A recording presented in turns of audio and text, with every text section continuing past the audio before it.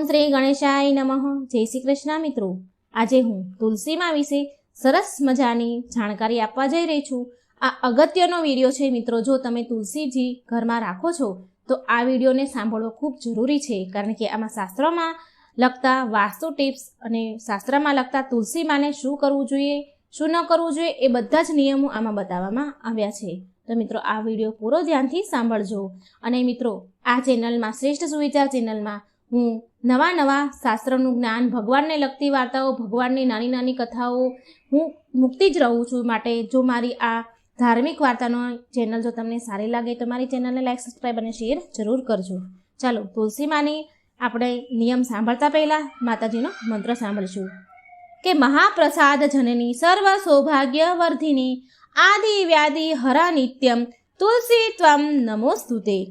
તુલસીના છોડને સૌથી પવિત્ર છોડ માનવામાં આવે છે। જે ઘરમાં તુલસીનો છોડ હોય છે અને જ્યાં તેની નિત્ય પૂજા કરવામાં આવે છે, આવા ઘરેથી દરિદ્રતા અને કલેશ કોસો દૂર રહે છે। કારણ કે જ્યાં માં તુલસીનો વાસ છે ત્યાં જ દેવી દેવતાઓનો વાસ હોય છે। મિત્રો, તુલસી એક એવો છોડ છે જે વૈજ્ઞાનિક અને આધ્યાત્મિક દ્રષ્ટિએ કોણથી સૌથી વધારે મહત્વપૂર્ણ છે। રોજ તુલસી પત્ર ખાવાથી માણસ કેટલી જાતની બીમારીઓથી દૂર રહે છે।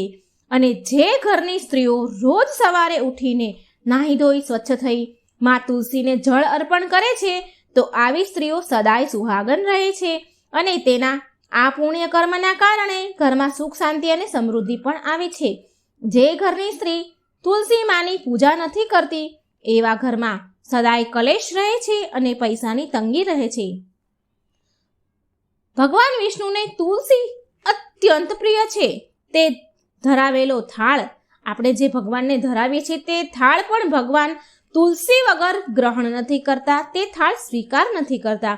વિષ્ણુ પુરાણમાં તુલસી સંબંધિત બહુ જ મહત્વપૂર્ણ નિયમ બતાવવામાં આવ્યા છે। જો તમે તમારા ઘરમાં તુલસીજીનો છોડ રાખો છો, માં તુલસી રાખો છો, તો તમારે આ નિયમોનું પાલન કરવું ખૂબ જરૂરી છે। ત્યારે જ ઘરમાં તુલસીવાનો છોડ હોવાનું શુભ ફળ મળે છે। શાસ્ત્રમાં તુલસીને માત્ર એક છોડ નથી માનવામાં આવ્યો, પરંતુ આ વિષ્ણુ પ્રિય દેવી છે। જે સ્થાન પર માં તુલસી છે ત્યાં દેવી લક્ષ્મી અને વિષ્ણુ ભગવાન સ્વયં ચાલીને આવે છે। વિષ્ણુ પુરાણ અનુસાર સર્વપ્રથમ તુલસી માની પૂજા વિષ્ણુ ભગવાને કરી હતી। આજે હું તમને કહીશ કે શાસ્ત્રથી જોડાયેલી તુલસીજીના નિયમો। શાસ્ત્રોમાં તુલસીના 5 પ્રકાર બતાવવામાં આવ્યા છે અને આમાંથી કયો છોડ ઘરમાં લગાવવો ઉત્તમ માનવામાં આવે છે તે આપણે જાણીશું। અને બીજું પણ તુલસીના પાન ક્યારે તોડવા જોઈએ અને તેના નિયમો શું છે એ પણ તમે આ વિડીયોમાં જાણશો। કઈ જગ્યા પર તુલસી માને રાખવા ન જોઈએ વગેરે નિયમો શાસ્ત્રમાં જણાવવામાં આવ્યા છે। તેનું પાલન જરૂર કરવું જોઈએ, ત્યારે જ માં લક્ષ્મીની કૃપા મળે છે। નહીં તો તુલસી રાખવાનો કોઈ મતલબ કે કોઈ ફળ નથી મળતું।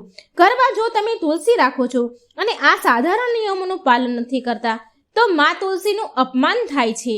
ચાલો આપણે જાણીએ કે તુલસી માનો છોડ કઈ જગ્યા પર લગાવવો જોઈએ।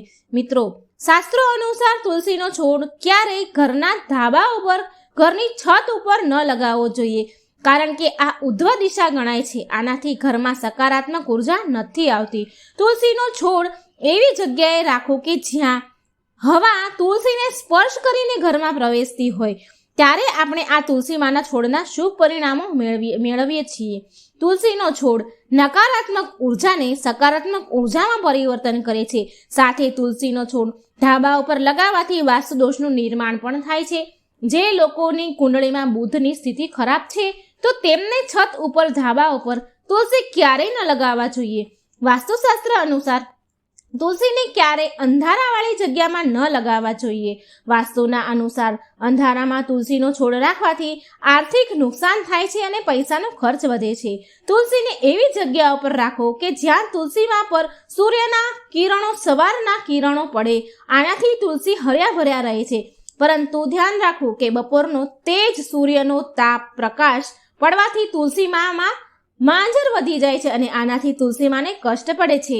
માટે તુલસીને એવી જગ્યા પર રાખો જ્યાં બિલકુલ અંધારું પણ ના હોય અને સૂર્યનો તેજ તડકો પણ તેના ઉપર ન પડે। આનાથી તુલસીનો છોડ ક્યારેય સુકાશે નહીં અને હર્યો ભર્યો રહેશે।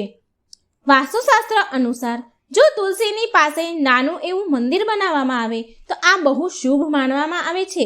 આનાથી તે સ્થાન વધારે ને વધારે પવિત્રતા તેની વધે છે. પણ એ વાતનું ખાસ ધ્યાન રાખવું કે તુલસી માની પાસે ગણપતિ દાદાનું કે મહાદેવનું મંદિર અથવા મૂર્તિ ન રાખવી. આને શાસ્ત્રમાં વર્જિત બતાવવામાં આવ્યું છે. તુલસીનો છોડ ક્યારેય બેઝમેન્ટ એટલે કે ભોયરામાં ન લગાવવો જોઈએ અને એવી રીતે ન લગાવો કે તેના ઉપર કોઈ ધાબાનું પાણી પડે. છોડને લગાવતા પહેલાં એ વાતનું ધ્યાન રાખવું કે તુલસી પર ધાબાનું પાણી કે કોઈ અન્ય પ્રકારનું પાણી તેના ઉપર ન પડે. ગટર અથવા બાથરૂમ ટોયલેટ કે જ્યાં તમે કપડાં ધોતા હોય, જ્યાં ચોકડી હોય, ત્યાંનું જે ગંદા પાણીના છાંટા પણ તુલસી ઉપર ન પડે, ત્યાંનું પાણી તુલસી પર ન પડે, તે વાતનું ખાસ ધ્યાન રાખવું. તે જગ્યા પર તુલસી ન લગાવવા જોઈએ. આને અશુભ માનવામાં આવે છે. આનાથી તુલસીમાનું અપમાન થાય છે અને ઘરમાંથી લક્ષ્મી ચાલી જાય છે. તુલસીના છોડને ક્યારેય દક્ષિણ દિશામાં ન લગાવવા જોઈએ. આ દિશા વાસ્તુશાસ્ત્રમાં તુલસી માટે અનુચિત બતાવવામાં આવી છે. વાસ્તુ અનુસાર તુલસી માટે ઈશાન દિશા સૌથી શ્રેષ્ઠ કહેવાય છે.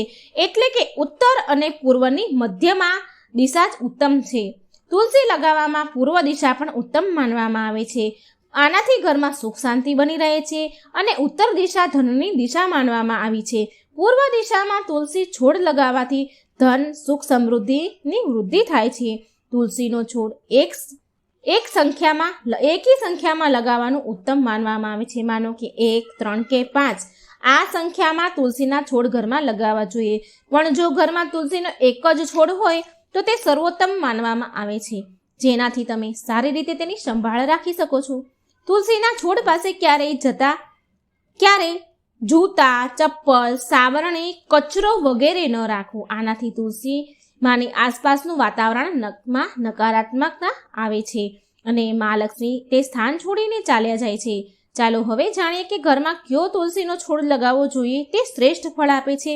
મિત્રો, વાસ્તુશાસ્ત્રના અનુસાર તુલસી માના 5 પ્રકાર છે: રામ તુલસી, શ્યામ તુલસી, વન તુલસી, વિષ્ણુ તુલસી, શ્વેત તુલસી અથવા લીંબુ તુલસી. આપણા ઘરમાં હંમેશા રામ અને શ્યામ તુલસી જ રાખવામાં આવે છે. શાસ્ત્રોમાં અનુસાર રામ તુલસી અને શ્યામ તુલસીના સિવાય બીજા કોઈ પ્રકારના તુલસી રાખવાની ઉચિત નથી ગણવામાં આવતું. તેને રામ તુલસીને આસાનીથી ઓળખી શકાય છે. આના પાન આછા લીલા કલરના હોય છે અને માંજર ભૂરા રંગના હોય છે. આ તુલસીની ડાળીઓ સફેદ રંગ જેવી હોય છે અને તેની શાખાઓ શ્વેત વર્ણવાળી હોય છે. આયુર્વેદમાં કહેવાય છે કે આ રામ તુલસીનું સૌથી વધારે ઔષધિ મહત્વ છે. આ તુલસી એટલી બધી પવિત્ર છે કે શરીર અને મન ઉપર સારો પ્રભાવ પાડે છે. કહેવાય છે કે દેવ ઉઠી 11ના દિવસે તુલસીના વિવાહ શાલિગ્રામ સાથે કરવામાં આવે છે અને આ રામ તુલસી હોય છે. આ રામ તુલસીને બધા જ તુલસીના છોડમાંથી પવિત્ર માનવામાં આવે છે. રામ તુલસીનો છોડ ધરતી ઉપર પૂર્વ દિશામાં લગાવવો જોઈએ. તુલસીને એવા સ્થાન પર ન લગાવવા જ્યાં કોઈનો પગ પડતો હોય. બીજું છે કે શ્યામ તુલસી. શ્યામ તુલસીના પાન આછા જાંબુ કલરના હોય છે. આના પાન 1 થી 2 ઇંચ લાંબા અને ઈંડા આકાર જેવા હોય છે. શ્યામ તુલસીનો ઉપયોગ વિભિન્ન પ્રકારના રોગ અને કફની સમસ્યા માટે થાય છે. આનો સીધો સંબંધ ભગવાનના શ્યામ વર્ણ સાથે મળતો આવે છે એવું મનાય છે અને આ કારણથી જ ઘરમાં શ્યામ તુલસી લગાવાય છે. પણ પૂજાથી વધારે આનો ઉપયોગ ઔષધિમાં કરવામાં આવે છે. તે શુભ માનવામાં આવે છે. પણ મિત્રો, વાસ્તુ અનુસાર તુલસી સુકાઈ જાય તો આને અશુભ માનવામાં આવે છે. જે ઘરમાંથી તુલસીની પાન સુકાઈને ખરવા લાગે છે એ ઘરમાંથી લક્ષ્મી ચાલી જાય છે એવું મનાય છે. આનાથી ઘરમાં ધનનો ખર્ચ પણ થાય છે અને દરિદ્રતા પણ આવે છે. માટે તુલસીનું બહુ સાવધાનીથી ધ્યાન રાખવું જોઈએ. જો કોઈ ઘરમાં તુલસીના પાન કાળા કે પીળા પડી જ ગયા હોય તો વાસ્તુશાસ્ત્રમાં અનુસાર આ પણ અશુભ સંકેત કહેવાય છે. આનાથી ઘરમાં નકારાત્મકતા ઉર્જા આવે છે. માટે ઘરમાં ક્યારેય આ પ્રકારની તુલસી ન રાખવી જોઈએ. જો તુલસી પર વધારે માંજર આવતા હોય તો તે સ્થાન પર બીજા તુલસી લગાવી દેવા જોઈએ.